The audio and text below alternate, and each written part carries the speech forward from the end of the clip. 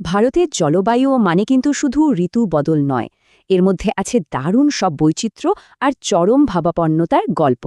চলুন সেটাই জানা যাক। একদিকে যেমন বরফে ঢাকা হিমালয়, ঠিক অন্যদিকেই আছে তপ্ত মরুভূমি। ভারতের জলবায়ুটা আসলেই অনেক বৈচিত্র্যময়। আচ্ছা, জলবায়ু জিনিসটা কি? এটা কিন্তু একদিনের আবহাওয়া নয়, এটা হলো কোনো জায়গার অনেক লম্বা সময়ের আবহাওয়ার গড় অবস্থা। সহজ করে বললে আবহাওয়া হলো প্রতিদিনের মুড, আর জলবায়ু হলো লম্বা সময়ের স্বভাব। তাহলে কি কি থাকছে এই আলোচনায়? জলবায়ুর বেসিক ধারণা থেকে শুরু করে ভারতে কিভাবে বৃষ্টি হয় সবকিছুই দেখব। ভারতের জলবায়ুকে কন্ট্রোল করে বেশ কয়েকটা ফ্যাক্টর। চলুন সবচেয়ে গুরুত্বপূর্ণ কয়েকটা দেখে নেওয়া যাক। এদের মধ্যে সবচেয়ে বড় ভূমিকা কিন্তু হিমালয়ের। এই পর্বতমালা একাই পুরো অঞ্চলের জলবায়ুর ছবিটা বদলে দেয়। এটা একদিকে যেমন উত্তরের ঠান্ডা বাতাস আটকায়, তেমনি মৌসুমী বায়ুকে বাধা দিয়ে প্রচুর বৃষ্টিপাত ঘটায়। সমুদ্র থেকে দূরত্বও একটা বড় ব্যাপার। এজন্যই মুম্বাইয়ের আবহাওয়া বেশ আরামের, কিন্তু দিল্লিটা চরম ভাবাপন্ন।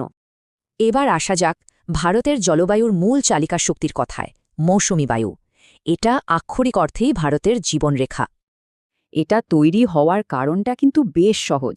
গরমকালে মাটির তাপমাত্রা জলের চেয়ে বেড়ে যায়, আর তাতেই জলীয় বাষ্প ছুটে আসে। ভাবা যায় ভারতের মোট বৃষ্টিপাতের প্রায় ৮০% হয় শুধু এই দক্ষিণ পশ্চিম মৌসুমী বায়ুর জন্য। এই মৌসুমী বায়ু কিন্তু একটা নির্দিষ্ট সময় ধরেই আসে। মে মাসের শেষে এর যাত্রা শুরু হয় আর সেপ্টেম্বরে ফেরা শুরু করে। মূল ভূখণ্ডে ঢোকার পর এটা দুটো শাখায় ভাগ হয়ে যায়, একটা আরব সাগরীয় শাখা, অন্যটা বঙ্গোপসাগরীয়। এই সব কিছুর প্রভাবেই ভারতে আলাদা আলাদা জলবায়ু অঞ্চল তৈরি হয়েছে। এগুলোকে কোপেন ক্লাসিফিকেশন দিয়ে বোঝা যায়। একবার বৈচিত্র্যটা ভাবুন, একদিকে প্রচণ্ড বৃষ্টির মৌসুমী অঞ্চল, আবার অন্যদিকে শুকনো মরুভূমি, এমনকি মেরু অঞ্চলের জলবায়ু আছে।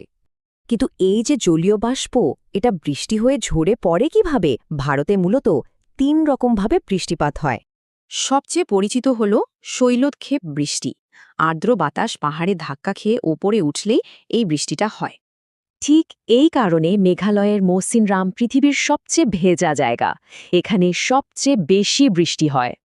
এছাড়াও আছে ঘূর্ণবাত বৃষ্টি। এটা হয় শীতকালের পশ্চিমী ঝঞ্ঝা আর উপকূলের ঘূর্ণিঝড়ের কারণে। অর্থাৎ ভারতের জলবায়ু আসলে অনেকগুলো প্রাকৃতিক শক্তির এক দারুণ সূক্ষ্ম ভারসাম্যের ওপর দাঁড়িয়ে। কিন্তু বড় প্রশ্নটা হল, বিশ্বজুড়ে জলবায়ু বদলের এই সময়ে ভারতের জীবনরেখা, এই মৌসুমী বায়ু ভবিষ্যতে কেমন থাকবে?